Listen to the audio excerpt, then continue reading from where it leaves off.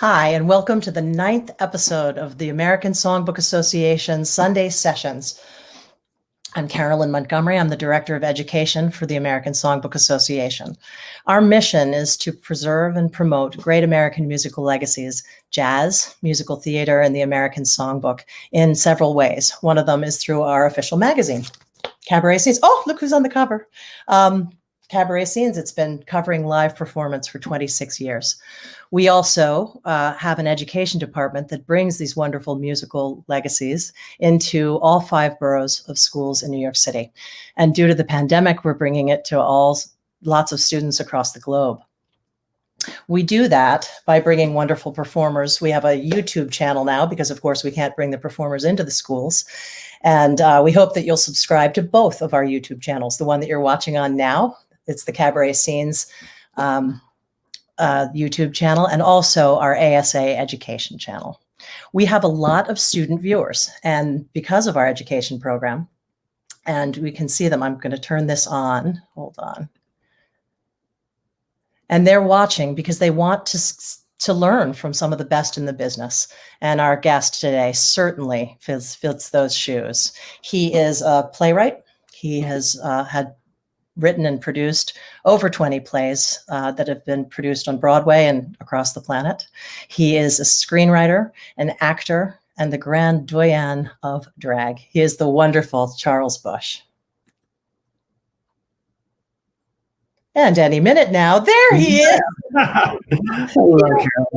It's the introductions that are hard because I can't say, welcome to the stage, it's like, welcome to I'm in my living room. And I think, welcome to his living room, Charles Busch.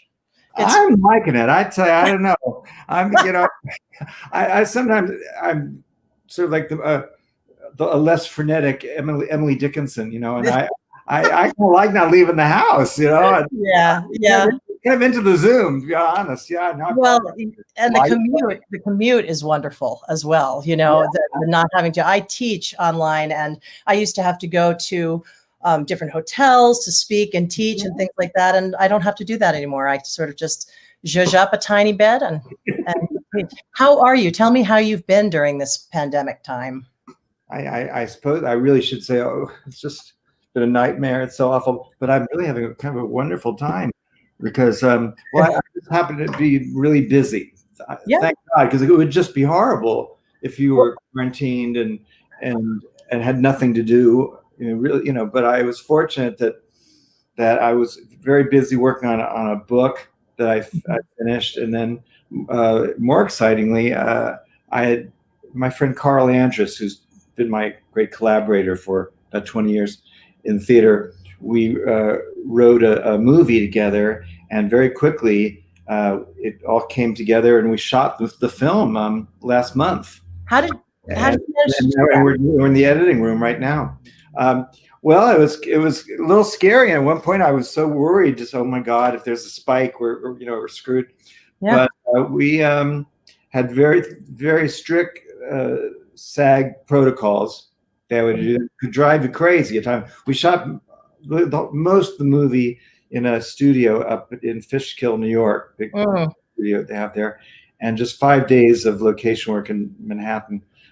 And but the cast, we were all in kind of a bubble, and we all stayed in the same hotel, and we got tested every 3 days. But fortunately, it wasn't one of those terrible things. Brain swabs.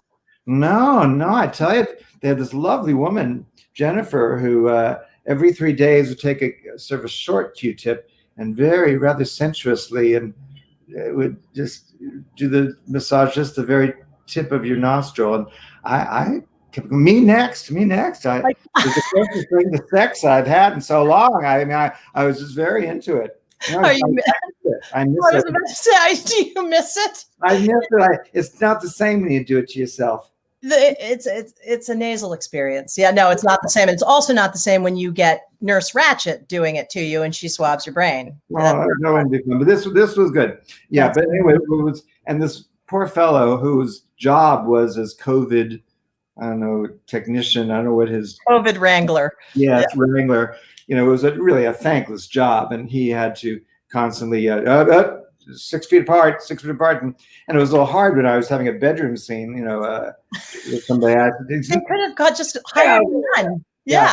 But I'll tell you, when it was all done, the last day we shot, we all got tested again, and out of 80 cast and crew, not one person became ill. So this guy, I thanked him, obviously, for doing his job and doing it so well.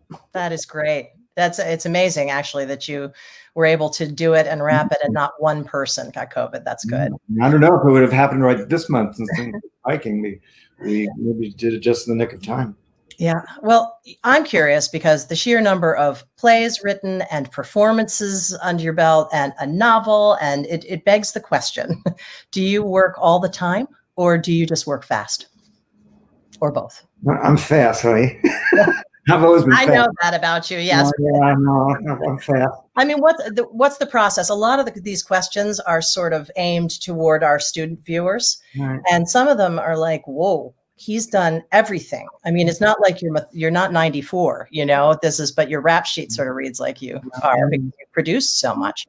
I am disciplined. But I think, from the very beginning, it's a very peculiar career I've had. Mm-hmm. I always wanted to be on stage. That was my obsession since I can remember, but I'm also very pragmatic. Yeah. I always had kind of a clear look at things. And I saw, particularly when I went to Northwestern University as a theater major, that I wasn't being cast. And mainly I thought about, okay, what is it? Why am I not being cast? And do I even want to be cast in these parts that I'm clearly not right for? And so I started, and I always wrote, but I joke around and say that it took me to the advanced age of 19 to figure out I could write a starring role for myself. And then so really the answer to the whole question is that I've been writing material for myself since I was 19 years old. Right. And if I wanted to get on stage, I better have that script ready. I had better have that act ready. I had better have that book ready, all those things, so discipline and experience. Because to get on stage, I need the material. So, right. And I've been very lucky that in this, 45-year career as a writer, I've almost never written completely on spec. Mm-hmm. It always seemed like either it was a deadline that I had to impose on myself that, I'm booked at the duplex and I got to have an act ready by, June 20th. Right. Or, or we were putting on a play, with my company. And, or sometimes I've been in a lucky position where there are theaters where I have relationships that I call up and say, could I have one of your theaters for the month of March and April?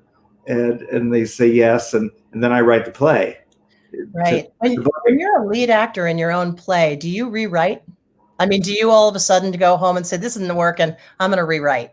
Oh, I'm terrible. I make everybody else learn new lines, and my lines never change. Oh, that's just terrible. Oh, it's awful. I don't want to learn anything new. I'm going to rewrite it for you. That's hilarious. However, I do cut a lot of my stuff. Actually, I'll just be on stage people sometimes ask me, well, isn't it difficult when you're on stage in a rehearsal or a reading? Don't you need an outside eye? First of all, I always have a director because I've never directed my own plays. Uh-huh. So I do have that outside eye. But I also I don't know. I think in my whole life, off stage and on, it sounds a little heavy here, but I'm participant and witness. Yeah. And I'm always slightly watching. Well, just what you said about you at 19. I mean, I know actors who are 59 that don't have the sense of self to say, okay, I'm not getting these parts. It's not just bad luck. Let's analyze why I'm not, and let's find a medium that's going to have me so I can get out there and do what I love. That's at 19. Well, I think I was raised in a good way of just not being a fantasy queen and just try as much as you can, because we all do live. There's a system of illusions that we all do live by, and sure. But you can try. try to be very Katharine Hepburn and just you can try to have a persona. but what was I going to say to you? But however, I think an important mind game I've played with myself to try to not get negative about, because there's negativity to, I'm not right for these parts and it'll never happen for me, or whatever. And I guess what I've tried, not always successful, is with each thing I've done, whether it's cabaret or theater, the question I ask myself is, what have I to offer? Right. That's a positive spin on things, as opposed to thinking, oh, gee, I'd like to do a cabaret act, but I'm not really I'm an okay singer. Well, in cabaret, as opposed to when you're playing a role. So I talk a lot to students about the power of a lyric, and that you need to be connected to it and authentic. We've seen plenty of people get out there with glorious voices and we're asleep in 10 seconds because they're just saying words. You're not that guy. And I'm wondering, when you're choosing music for cabaret, is it about the lyric first? Is it because you deliver them so well? Is really what I have to offer, since I'm not offering you, just octave jumping pyrotechnics. What I have to offer you is my gifts as a storyteller and as an actor. Well, I'm going to play a clip from you in Lincoln Center at the Lady at the Mic, which I think demonstrates really well how powerful, when you're very, very connected to the lyric, it can be in a performance. So I'm going to play Charles Busch at Lincoln Center, The Lady at the Mic. I used to dream that I would discover the perfect lover someday.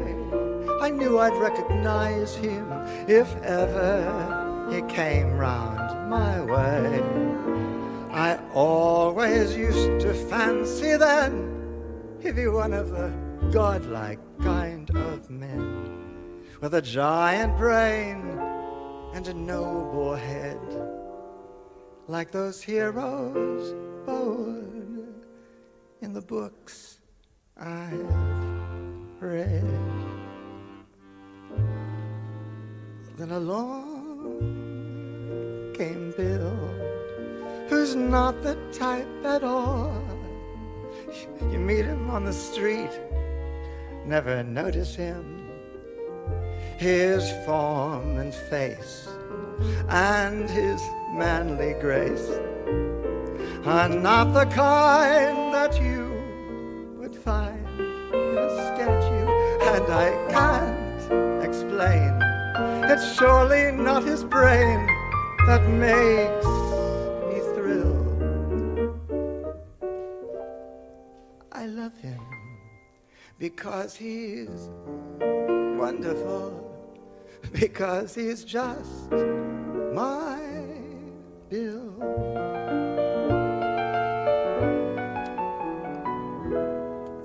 He can't play golf, or tennis, or polo, or sing a solo, or row. He isn't half as handsome as dozens of men that I know. He isn't tall, or straight, or slim, and he dresses far worse than Ted or Jim. And I can't explain why he should be quite the one man in this world to me. He's just my Bill, an ordinary guy. He hasn't got a thing that I can brag about, and yet to be upon his knee, so comfy and roomy, seems natural to me, and I can't explain. It's surely not his brain that makes me thrill. I love him because he's, I don't know, 'cause he's just my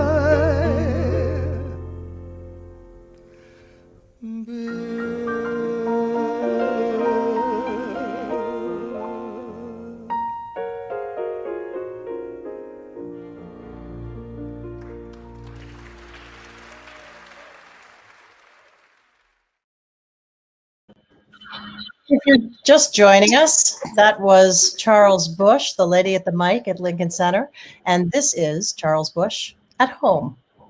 So I was going to ask you a question that I'm now going to have to change because you've really already answered it. It was about the fact that you play glamorous, mighty women often. And I was going to say, when did you start doing drag and why? But I think you pretty much explained that at 19, you were writing your own roles. So here's my question. I love the women that you portray. And I also admire the work of Ryan Landry, who I think is a mutual friend. And one of the reasons is because I love the female characters so much, but a lot of my feminist friends are offended by drag because they say it's a caricature of women.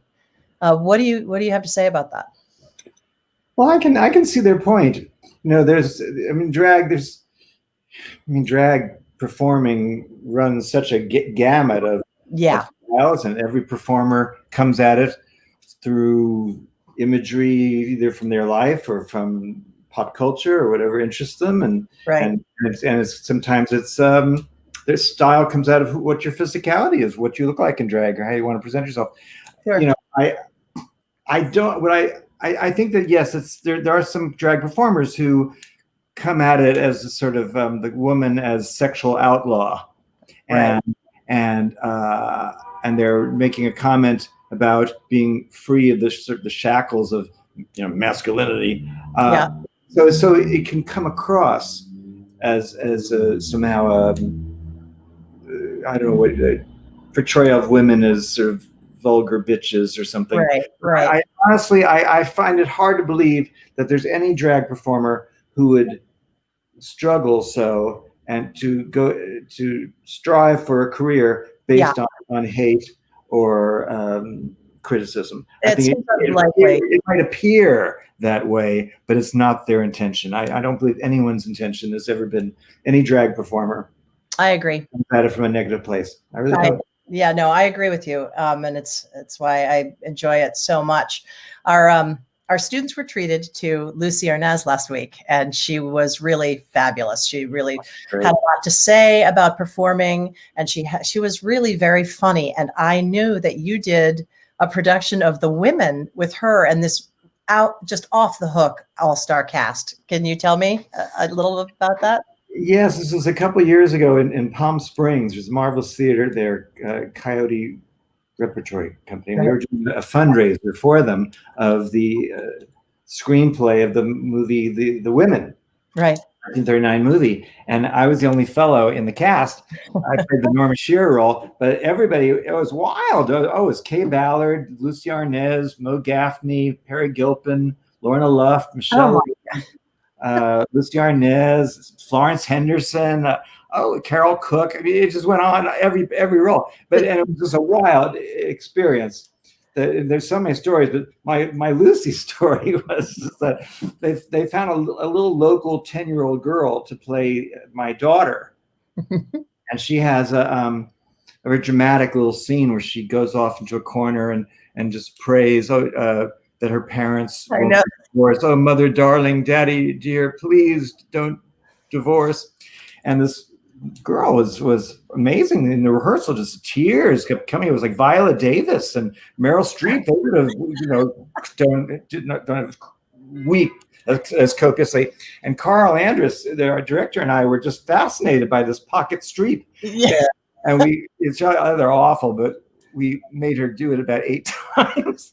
But we were just so fascinated by it that she could do it. And the tears kept going. And finally, Lucy was watching this, and she sauntered over and she said to this little girl, "Kid, if you're going to some dark place, it's not worth it." That is hilarious. I through this whole interview process, Michelle Lee made me think about this. Have you seen this resurgence, this huge viral clips of Lita Powell Drake? Do you know who she is? No. She is, I'm sending you clips because you will love it. She was this obnoxious between 1978 and 1988. She did celebrity interviews for CBS.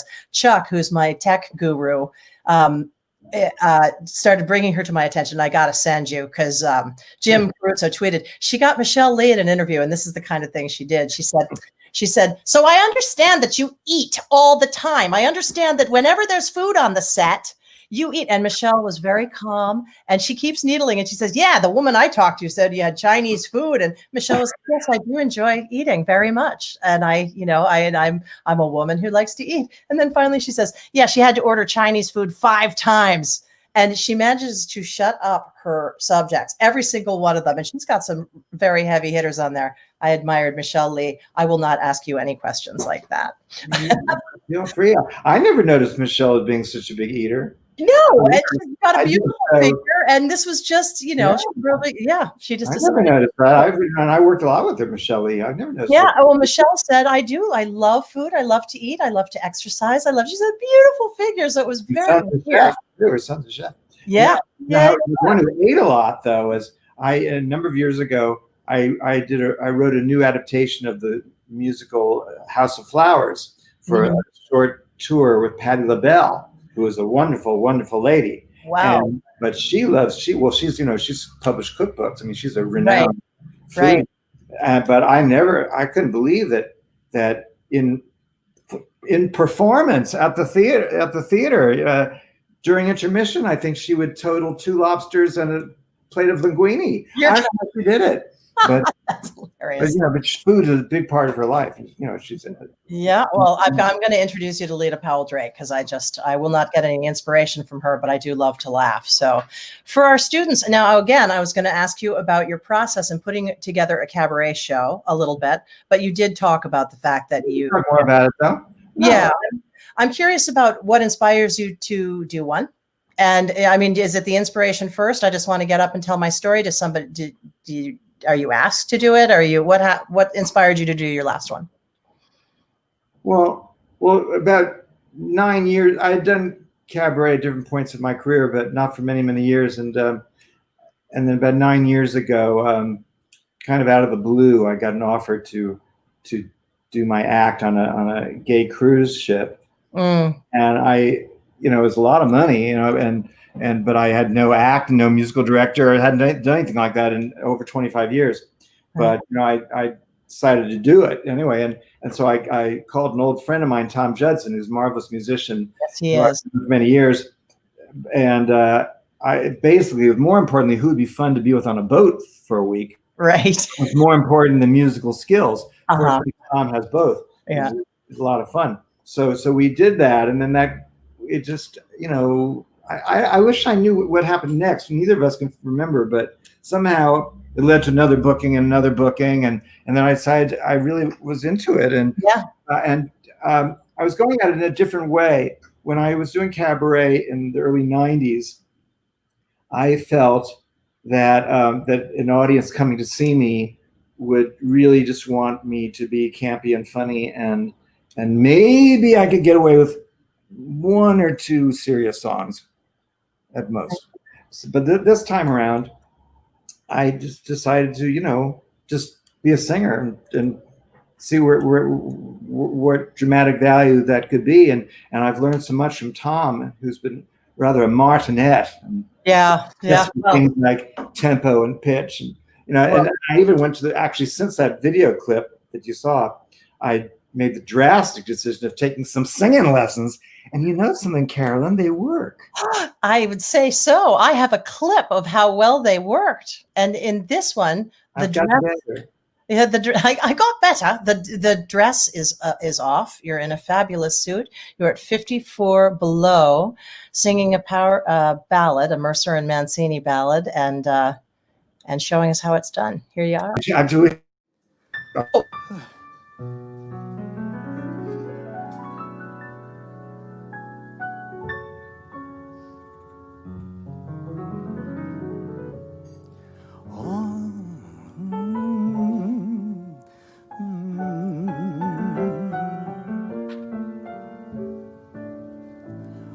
Often I think this sad old world is whistling in the dark,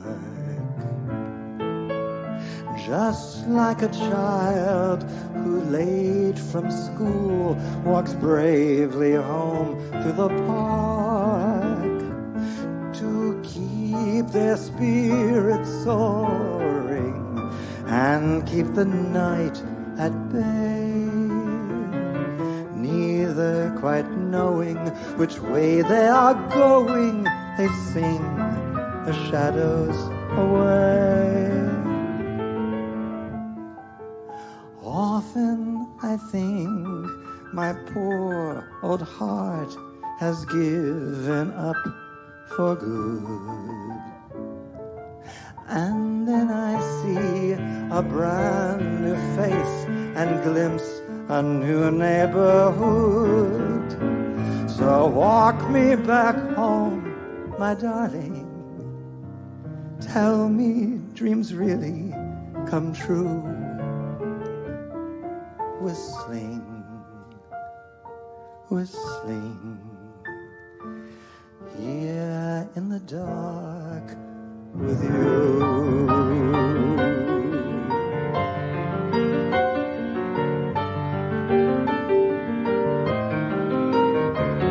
So walk me back home, my darling. Tell me dreams really come true. Whistling,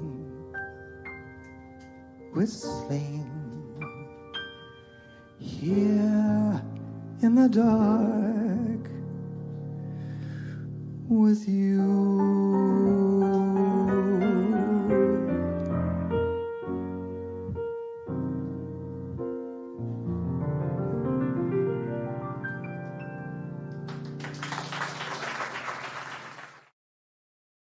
Well, I had to say something though. I really cut you off. Well, it's just I came in too soon. I started to go, what? And then I thought, oh shit! So I immediately started going, oh. I know. You know what's funny? It's a great look because his face doesn't change at all. He just does one of those, looks at you and keeps playing, and you're like la la la. Perfect. Yeah. However, he would have, if he was a gentleman, he would have, just gone with me. But I know Tom, he would have stopped and said, I think we should start again. Oh, no, that was, and the suits, your suits are, I love, there was a 60s show where you had a green brown suit and they're gorgeous. Is that, did you just decide, well, I love that. I love seeing you in a suit anyway. It's a wonderful, and I've got student questions. They're coming in. And suit. It's just that, after doing this several different acts for a number of years in drag, it didn't quite, I didn't really understand it intellectually why I was in drag. I know if I'm doing a play and I'm playing a female character, then I'm in costume. But in this act, other than the fact that people sort of expected it, right. It didn't make sense since I'm Charles Busch and telling true stories about my life and singing Henry Mancini. So then finally, I just got to see what it's like out of drag, and will I feel comfortable? And I did. And so I had a very talented designer, James Johansmeyer, make a suit that was a man's suit, but had a kind of androgynous feel to it with the fabric and rhinestone. They're fabulous. Yeah. Yeah, it's really a lot better. And for me, I have kind of androgynous nature, and if I wear a suit, I'm a woman wearing a suit. I go between both sexes rather freely. Yeah, well, this is what this is one of the questions, which is: are you more comfortable in drag or as yourself? That is a student question. It's a mixture of things. I think at this point in the theater, I'm actually more comfortable playing a female character than a male character because that actress has done thousands of performances and that actor not so many. So I think I am more comfortable. In Cabaret, I actually prefer not being in drag because I tell a big part of my act is storytelling, is me literally telling anecdotes about my life. And when I was doing it dressed as a woman, even though I was still being Charles Busch, it's a little confusing. I limited some of my stories. I didn't want to tell a story that was really predicated on me being a guy. Right. So now there's, I'm completely uncensored. And I think actually I sing a little better out of drag because I think instinctively, without thinking about it, with maybe thinning out my voice a bit, trying to feminize a bit. I don't know. Anyway, I really like it the way it is. That makes perfect sense, because if you're softening it, which we all should probably do in live performance, there's so much energy there, that if you soften your voice, you sing more easily. So that's probably. I like it better. I prefer it being out of drag. Yeah. Well, in Cabaret, because also the big thing about one thing is the thing that you probably talk about with every one of your guests is that in Cabaret, the more authentic you are and true to who you really are, the better. And I'd say you have to be 98% for real. There's 2% is that you are lifting it up for performance. Somebody just can't get up on stage and just right. There is a lift of energy and focus and shaping your personality, right. Finding out what you have to really know yourself and what is it about you that is you find the most attractive. What are people what are people who like you? What are they attracted to? What's part of your personality? And so you do there's a certain amount of editing, self-editing of yourself, of the aspects that you don't particularly need to reveal, sure. but what's the positive sides? But you really have to know. So for me, I felt that the drag was Salome's final veil, that if I was really going to be authentically me, I should just take away the safety net. And that was a safety net for me. Yeah, sure. Well, and I don't think it's a secret that so many popular cabaret performers are of a certain age. And I think it does come with experience, and it comes with knowing yourself. I mean, there are plenty of young people who sing beautifully and have a beautiful appeal and are charismatic and connect. But I think the stories that a lot of these performers have to tell are nuanced and told so authentically, knowing themselves. It's incredible. So here's a question for you. What were you like when you were 13? That's the age of our questioner. 13 is when you're in 7th grade? You're going into 8th grade. Oh, it was a terrible period for me. That was really bad. I was kind of at my lowest ebb, frankly. Because I had just, I talk about this a lot, so I kind of don't want to waste time here. But I had a lot of tragedies early in my childhood. My mother died when I was 7, and I had many issues. And by the time I was 13, I had so withdrawn into myself, and I was flunking out of school. And the next year, going into 9th grade, I was going to be left back in school, and I just couldn't focus on anything except for my fascination with old movies and theater history. From that I had no problem concentrating, right. But anything. Yes, but I was just very, very fortunate that my mother had an older sister, my Aunt Lillian, who stepped in and adopted me and brought me to live with her in New York City, very much like the plot of Auntie Mame. And she really saved my life and devoted herself completely to my reclamation. I mean, she tutored me every single night in school. And to try to, the goal was to get me to somehow get through high school and to get into college, and she succeeded. Somehow I was able to get to Northwestern. Well, and it's good for a 13-year. 13 can be a dark time. You had some very specific circumstances, but for our 13-year-old viewers to know that it gets better. I mean, I know that's a slogan, but it does get better. It's better, yeah. But I was very, very difficult. Probably the lowest part of my life. Yeah, and lack of focus. I've learned this actually, and a teenager who loses focus. The signs of depression are exactly the same as ADD.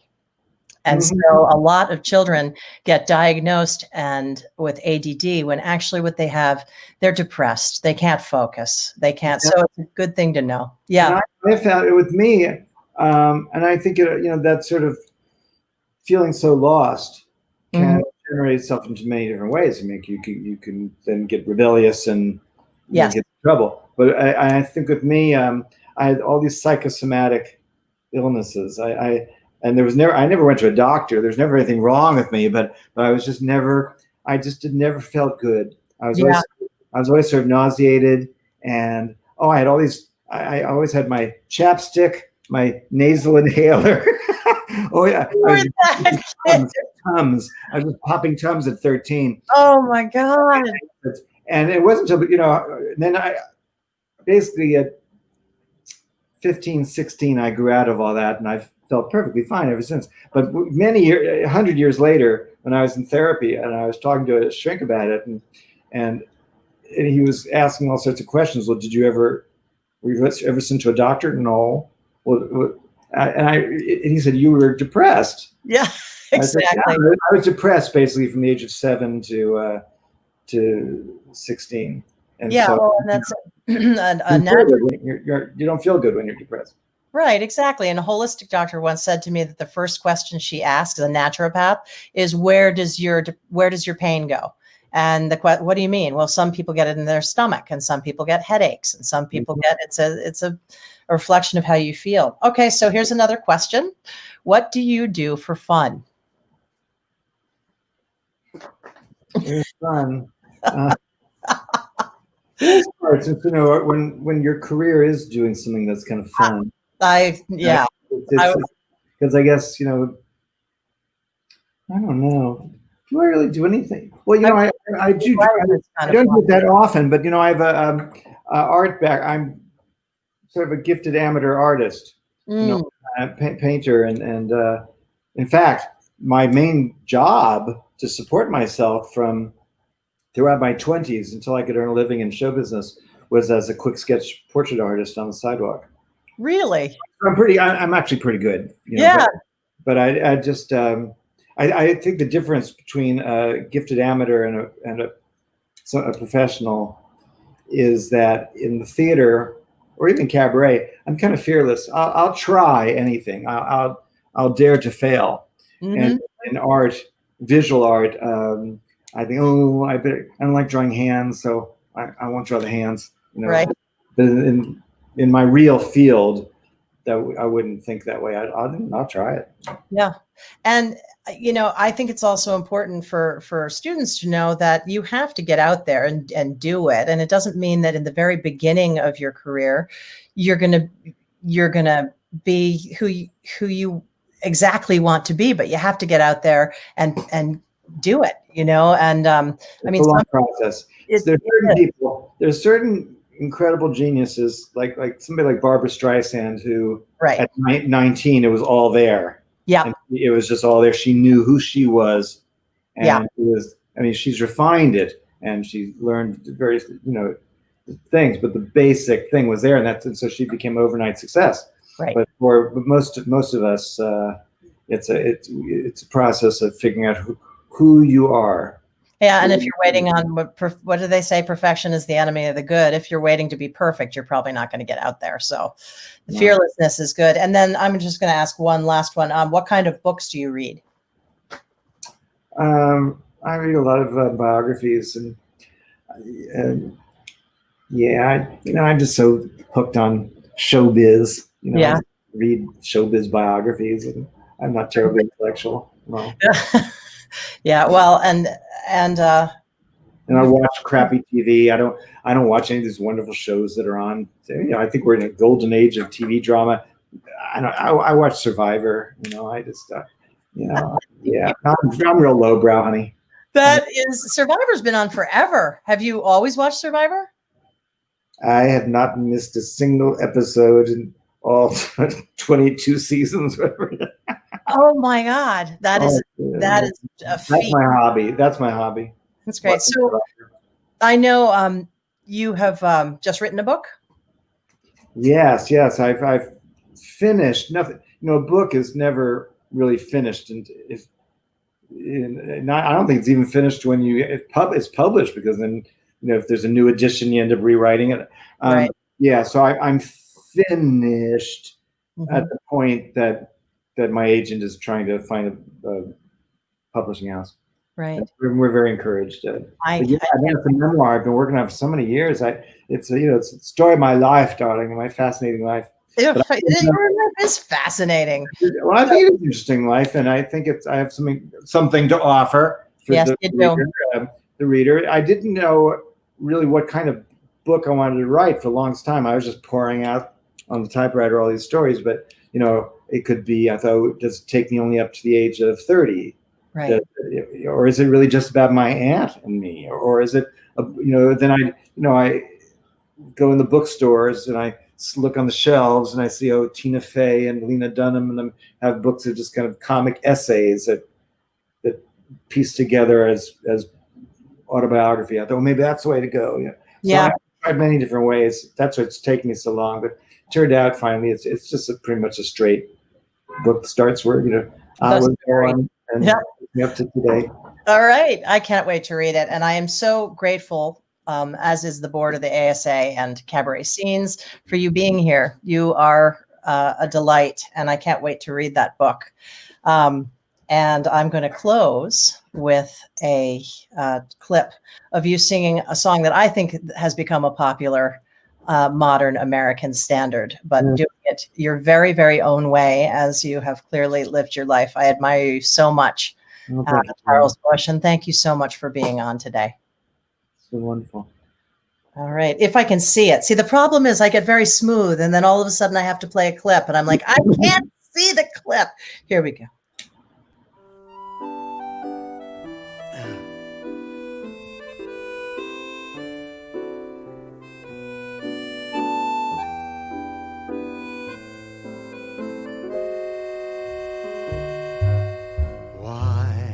There's so many songs about rainbows and what's on the other side.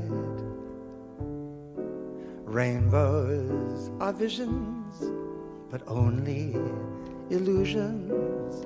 Rainbows have nothing to hide. So we've been told, and some choose to believe it. I know they're wrong, wait and see. Someday we'll find it, the rainbow connection, the lovers, the dreamers, and me.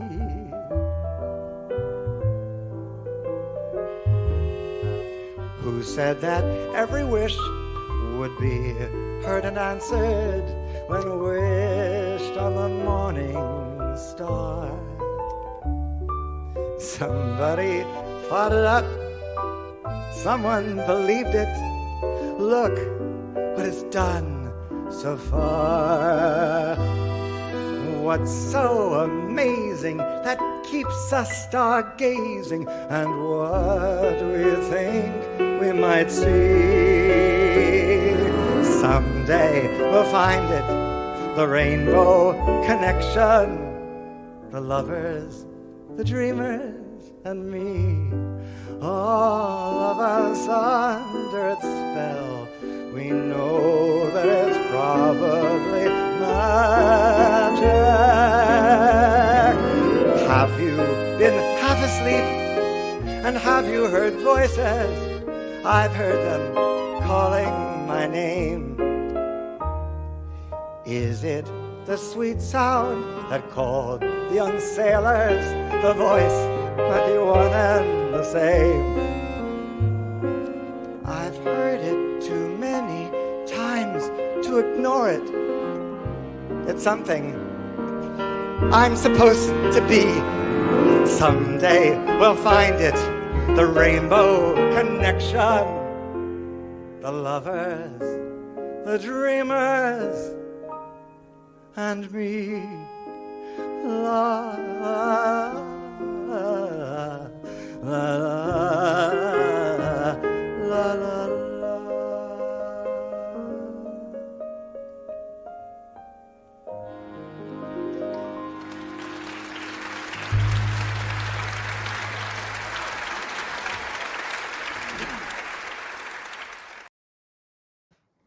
That was the incredible Charles Busch.